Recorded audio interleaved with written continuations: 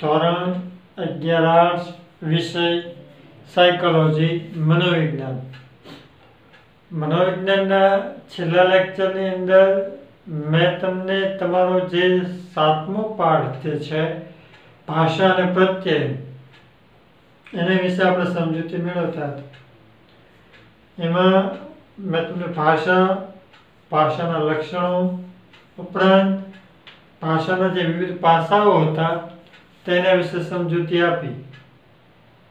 ત્યાર પછી ભાષા માટેના અસરકારક કૌશલ્યો અને ભાષા કે વાણીમાં જે થતી ભૂલો હતી, શબ્દોમાં થતી ભૂલ, મોર્ફિમના સ્થળાંતર, પદોની અદલા બદલી, પદોનું મિશ્રણ, આવી જે નાની ભાષાઓમાં ભૂલો જોવા મળે છે કે જેને લીધે પ્રત્યયન અસરકારક અને યોગ્ય નથી રહેતું. અને ઘણીવાર ભાષાની એવી ભૂલને કારણે શબ્દો અને પ્રત્યયનમાં અનર્થ સર્જાતો હોય છે. તો એવી જે વાણી કે ભાષામાં જે ભૂલો હતી એના વિશે પણ આપણે છેલ્લે ભણ્યા હતા. હવે તમારે જે આજે ભણવાનું છે એ તમારો ત્યાર પછીનો ટોપિક ટૂંકનો જનો છે ભાષા અને વિચારનો સંબંધ. હું તો ખાસ ધ્યાનથી સાંભળજો અને સમજજો, કારણ કે કદાચ આવો પ્રશ્ન ક્યારે આપણને નહીં થયો. તો બે વસ્તુ છે, એક ભાષા અને બીજું વિચાર.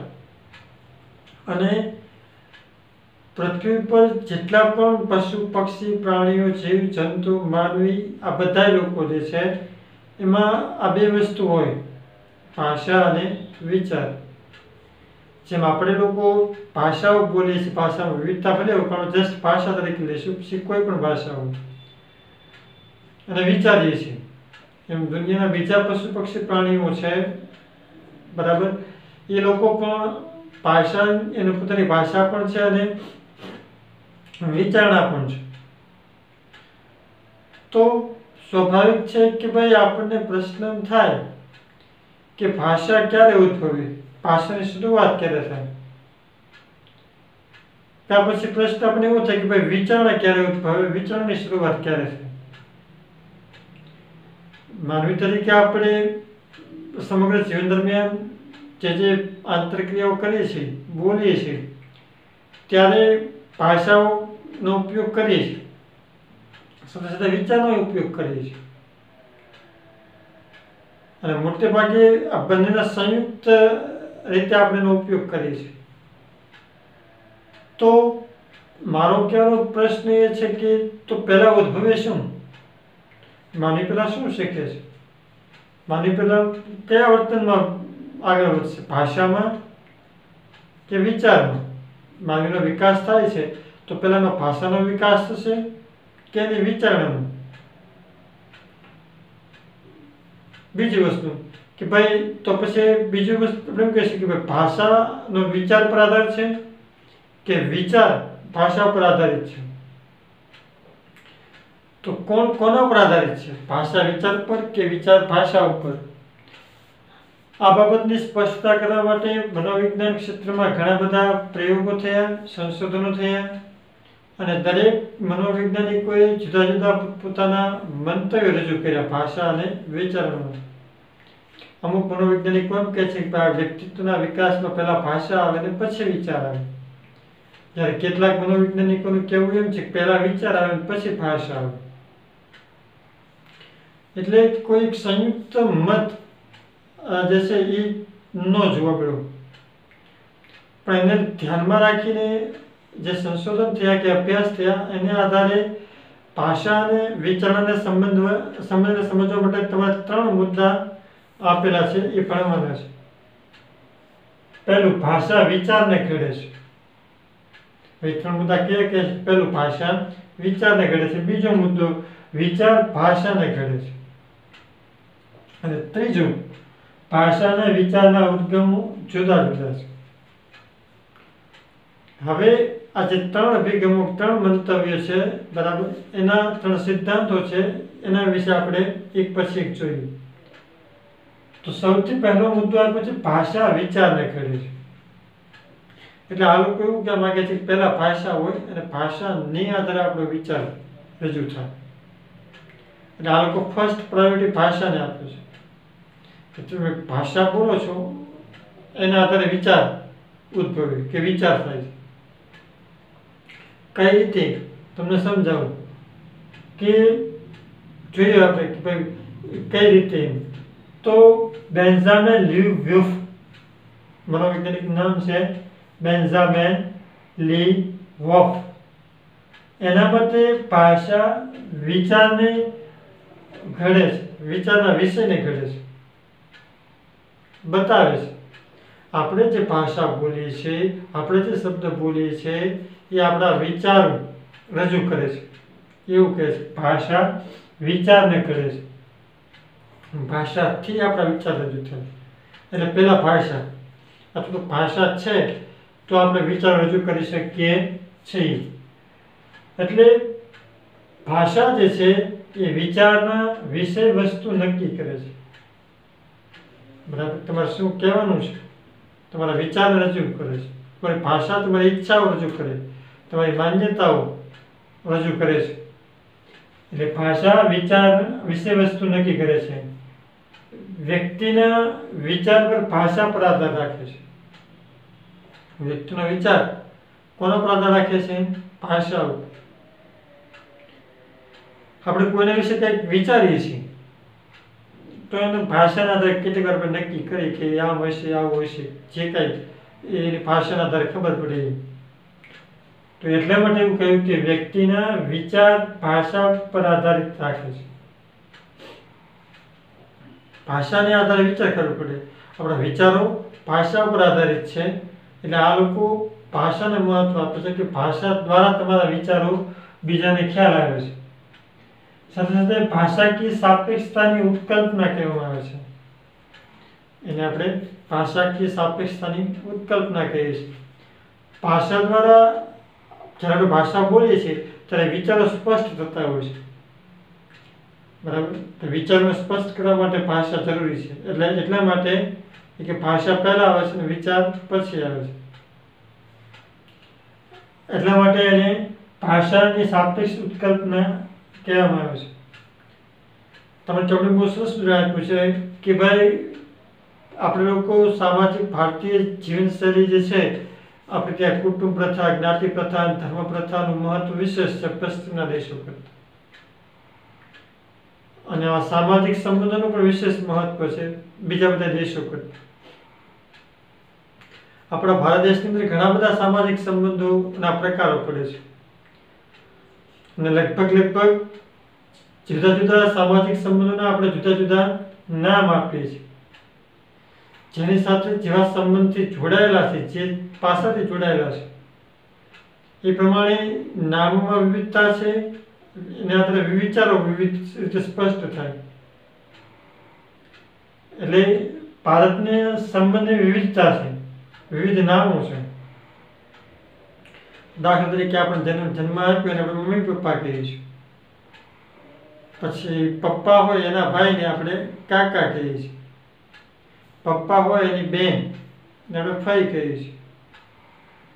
બરાબર, તો કોઈક આપણને એમ કહે કે ભાઈ હું મારા ફઈને ઘરે ગયો, આપણે ખબર પડી જાય, આપણે વિચાર આવી જાય કે ઠીક એના પપ્પાની બેનના ઘરે એ ગયો હતો. એ આપણે એમ કહીએ ભાઈ હું મારા કાકાના ઘરે ગયો હતો, તો સામેવાળા વ્યક્તિને વિચાર આવી જાય કે ઠીક આ એના પપ્પાના ભાઈના ઘરે ગયો છે. આપણે એમ કહીએ દાખલા તરીકે હવે કે ભાઈ હું મારા મામાના ઘરે ગયો હતો,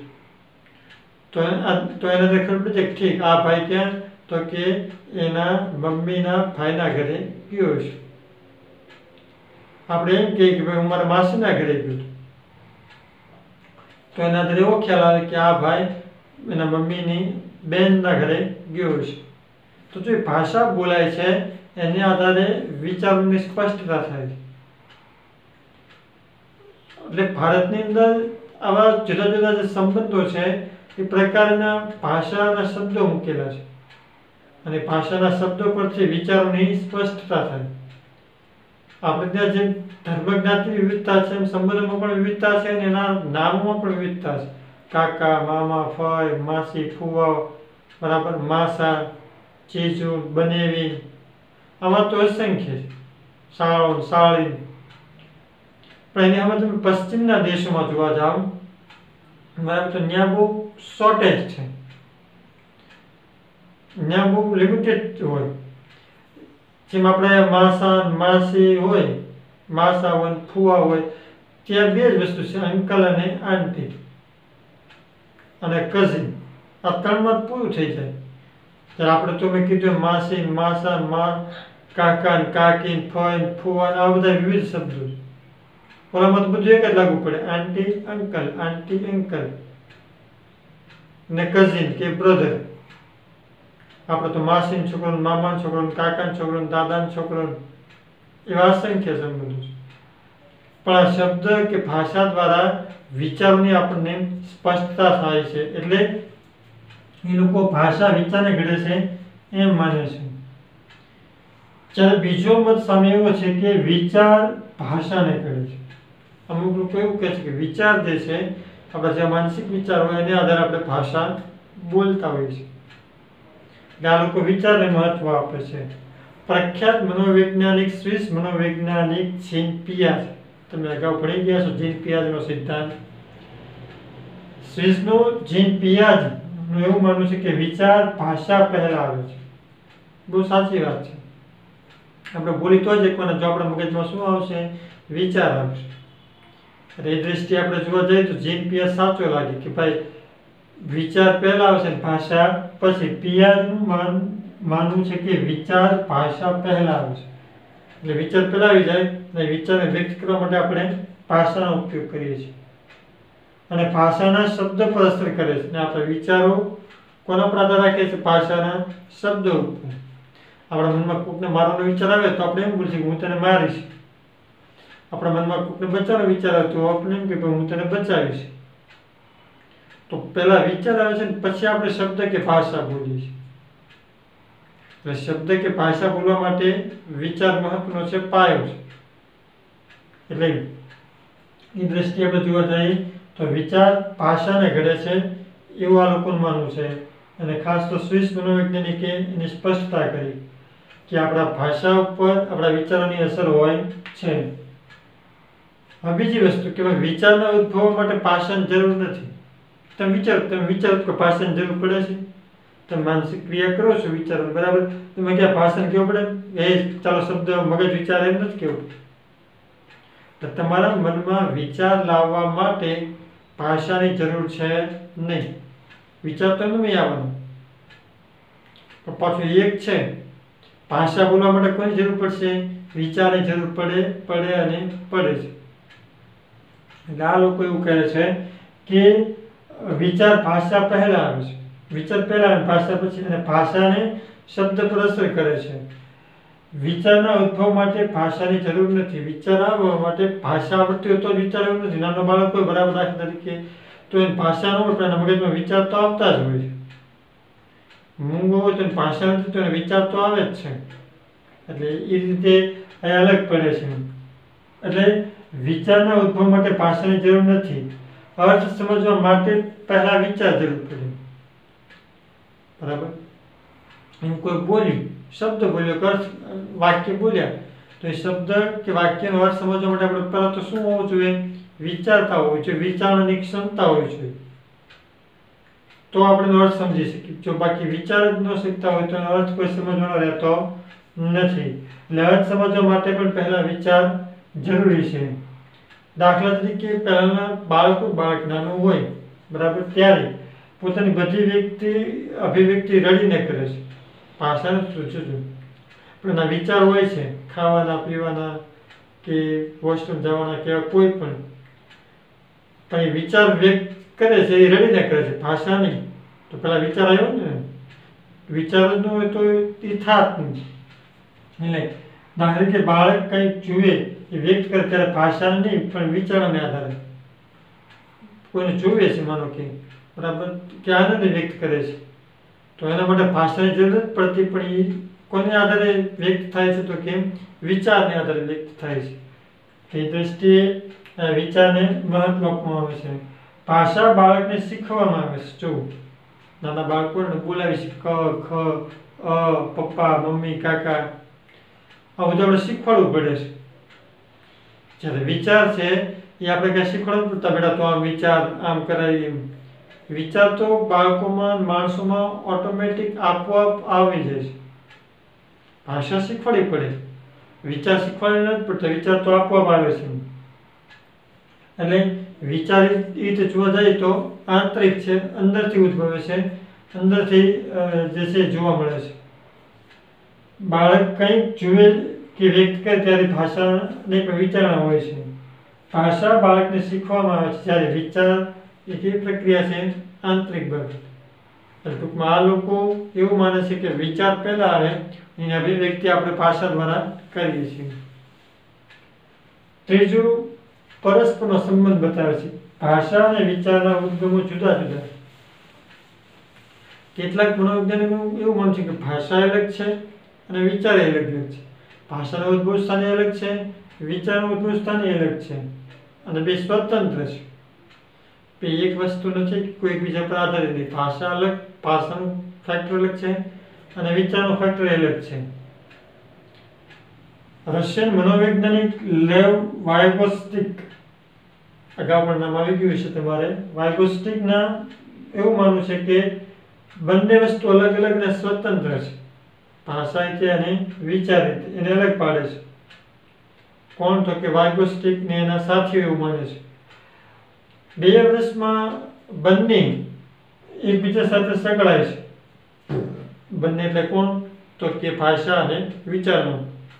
બાળક કે વ્યક્તિ 2 વર્ષનો થાય ત્યાં સુધીમાં આ બંને એકબીજા સાથે જોડાઈ જાય છે, સંકળાઈ જાય છે, મિશ્રણ થઈ જાય છે. 2 વર્ષની ઉંમર પહેલા આમ જોવા જઈએ તો પછી 2 વર્ષની ઉંમર પહેલા પૂર્વે શાબ્દિક હોય છે. બરાબર, 2 વર્ષ પહેલા શબ્દો બોલવા મળે છે બાળક અમુક તો કદાચ ત્યારે વિચારતા એને આવડતું પણ હોય અને ન પણ આવડતું હોય, એ વિચારી શકતો પણ હોય, ન પણ વિચારી શકતો હોય, આપણને ખબર પડતી નથી કારણ કે બાળક છે. એ કહી તો એકતો નથી પણ હું વિચારી શકું છું, નહોતું વિચારી શકતો. પણ હા, એનું ચોક્કસ કહી શકીએ કે 2 વર્ષ સુધીમાં એ બાળક બોલતો હોય તો આપણે જોઈએ છીએ તો આપણે ખબર પડી જાય છે કે આનામાં ભાષાનો વિકાસ થયો. એટલે એ દ્રષ્ટિએ 2 વર્ષની ઉંમર પહેલા પૂર્વ શાબ્દિક બાબત હોય છે કે શબ્દો હોય છે, બરાબર, અને ક્રિયા થાય છે, શાબ્દિક ક્રિયાઓ કરતા હોય છે. એટલે એ રીતે શબ્દ અને ભાષા બે અલગ માનવામાં છે. 2 વર્ષ સુધી રડીને કહે છે. મોટે ભાગે તો બાળક જે છે 1-2 વર્ષ થાય પછી પોતાના વિચાર કે લાગણીઓ કે જરૂરિયાતો રડીને કહે છે. ભાષાનો વિકાસ થયેલો હોતો નથી. જે બતાવે છે કે ભાઈ ભાષા એને પસંદ નથી, વિચાર છે. 2 વર્ષની આસપાસ વિચાર દ્વારા ભાષા વ્યક્ત થાય છે, અથવા તો વિચાર ભાષા દ્વારા વ્યક્ત કરવામાં આવે છે. નાના બાળકને જે ઈચ્છા, જરૂરિયાતો હોય છે, બરાબર, એના વિચારો હોય છે, એ પોતે ભાષા કે શબ્દ દ્વારા વ્યક્ત કરે છે. એટલે 2 વર્ષની આસપાસ વિચાર દ્વારા ભાષા બંને હોય છે. વાયગોસ્ટિકનું એવું માનવું છે કે 2 વર્ષ એકબીજા પર આધારિત હોય છે. જન્મેલું બાળક હોય, બરાબર, એ 2 વર્ષનું થાય ત્યાં સુધીમાં એ કે આ બંને એકબીજા પર આધારિત છે. કોણ? તો કે ભાષા વિચાર ઉપર અને વિચાર ભાષા ઉપર. બહુ સાચી વાત છે. બરાબર, વિચાર તો હોય, દાખલા તરીકે ભાષા જ ન હોત તો વ્યક્તિ શું કરે, કઈ રીતે કરે? એ જ પ્રમાણે ઊંધું વિચારો કે ભાષા છે, આપણી પાસે વિચાર ન હોત તો ભાષા દ્વારા રજૂ શું કરે? એ રીતે જોવા જઈએ તો બંને એકબીજા પર આધારિત છે. ભાષાનો આધાર વિચાર પર છે અને વિચારનો આધાર ભાષા ઉપર છે. તો એના આધારે આપણો તમારો જે ટોપિક હતો ભાષા અને વિચારનો સંબંધ એ આપણે અહીં પૂરો કરીએ છીએ. અને તમારા પાઠમાં જે 2 વસ્તુ ભણવાની હતી, ભાષા અને પ્રત્યય, એમાં ભાષાનો મુદ્દો પૂરો થાય છે. હવે પછીના લેક્ચરની અંદર આપણે પ્રત્યય વિશે સમજૂતી મેળવીશું.